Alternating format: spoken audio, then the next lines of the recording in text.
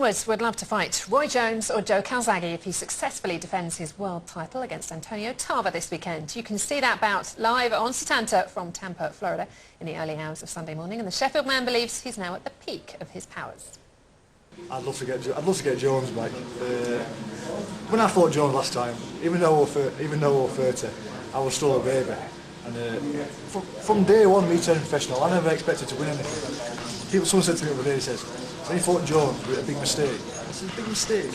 And as I turned pro, not thinking of winning anything, just turned pro for a bit of bravado, a bit of showing off with mates, like a pro boxer, I got offered $1 million to go and fight Roy Jones. For me, how can that be a mistake? I went in there, and the trouble with that fight, I enjoyed myself too much. I enjoyed the occasion, I enjoyed getting in the ring with him, and obviously he bashed me up towards the end, but I did enjoy it. So now I believe I'm a different fighter. 5 years on, I'm a different fighter, I'm stronger, I've matured late. I keep telling people I've matured at 31, 32. I'm 35 now, and I feel as though I'm at the top of my game, and I believe I can beat Roy Jones. But then again, is the winner of Hopkins and Calzaghe. That's the fight. What I'd relish. A final finale between me and Calzaghe. Hopefully both of us win. Calzaghe's going to beat Hopkins and I'll beat Tarver, and let's get that big fight on. It'll pack out. It'll be split off between the Welsh or between the English. It'll be a fantastic occasion. I think you'd even top the McInally show. So it's the fight everybody wants. Everybody talks about it. It'll be a massive fight. But we've both got some tough fights ahead of us.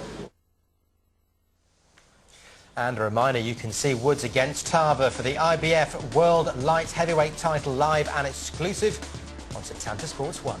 Coverage begins on Sunday morning from 2 o'clock. And I'm in Tampa in Florida reporting on the build-up to Sheffield boxer Clinton Woods' showdown with Antonio Tarver. Come on calendar this evening. We're in Florida as our Clinton Woods gets ready for the fight of his life against the Magic Man. Well, Bernard, are you a fan of the Rocky movies starring Sylvester Stallone? Let's face it, who isn't? Got to tell you what Rocky has inspired thousands to do. It's to take up boxing and includes our very own world champion, Clinton Woods from Sheffield. Well, as we just said, he's in America to fight Antonio Tarver, who's perhaps best known for his role as Rocky's last opponent in the latest film. Our sports correspondent, yes, it's Paul. He's in a very windy Tampa. We didn't say that. He's in a very windy Tampa for us tonight. Now, Clinton Woods is something of a home bird. He'd much rather be fighting in his home city of Sheffield than here in sunny Tampa. There's some good news to make him feel at home. This river, where all these boats moored, is actually called the Hillsborough River. Sheffield Wednesday, of course, is Clinton's team.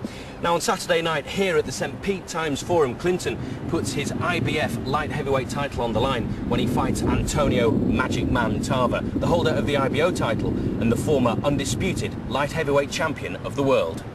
The coming together of Antonio Tarver and Clinton Woods here in Tampa is a collision of total opposites. Woods is the down-to-earth working-class hero, as tough as the steel that comes from his home city. Tarver is the showman, perfectly cast as the arrogant champion opposite Sylvester Stallone in the last Rocky film. I'm doing you people a favor. I'm having this exhibition for you all. And you're going to get up here and make a mockery out of me? I'm the champ.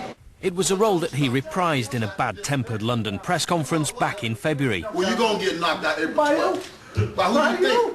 By who you think? No, you must be joking. Any thing I ever said, I backed it up. Anything I ever said, I backed it up. You understand me? And you're going to get knocked out on the 12th. Nothing on your resume can spell Tarver, Clinton Woods. So don't never think you're in the same league as me. You a hand-picked opponent. 3 fights, 3 belts, and you're looking at the undisputed champ. Undisputed, baby. Undisputed champ.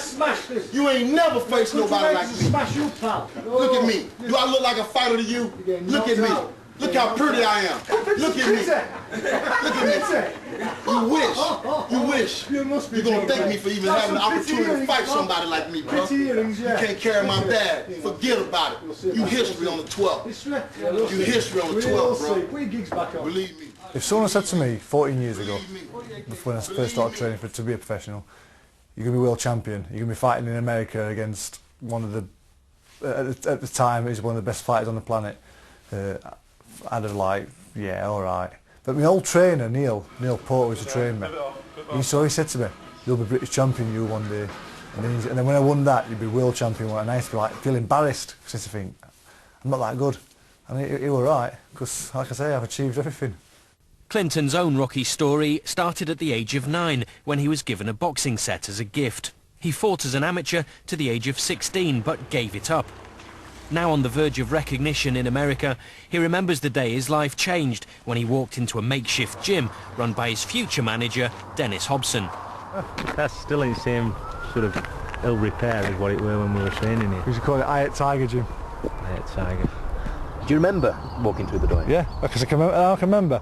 I had 2 black eyes, and I had a pot belly out here, and I had breasts hanging down here. But I did have 2 black eyes because I think I've been in a scuffle in one of the local boozers, and that's the reason why I come right down.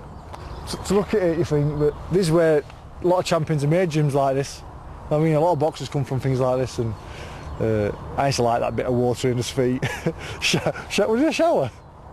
Well, it is a shower. Oh, it's when it rained. It was only when it rained, yeah. Clinton and Dennis have come a long way since then, and they both know Tarver is a formidable force. But there are rumours circulating around his hometown of Tampa that he struggled to get motivated after his Hollywood exploits. I'm getting too old to go 12 rounds. You know, that's the bottom line. I'm 39, I'll be 40 in November. I'm a 4-round fighter, y'all. I'm not trying to tussle with nobody for 12 rounds.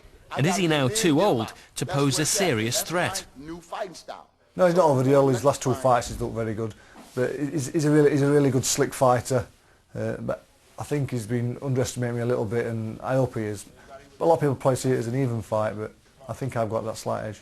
What is it that you think you've got over him? I think I think I'm still a lot hungrier than him. I am hungry at the game. I want to be the best. Maybe he's got millions in the bank, and maybe after 8 or 9 rounds, when it starts getting really tough, he might just think, "Oh, that's it. I've had enough." And I won't. I'm going to be here till the end, fighting. I'm just getting my best shot, and like I said, I'm very confident I'll beat him. Well, I'll be getting the very latest from Clinton Woods' training camp here in Tampa in Florida. That's tomorrow. We'll also be going into the archives because we've got the footage of Clinton's very first professional fight. We'll look forward to that. Thanks very much, Paul. Now.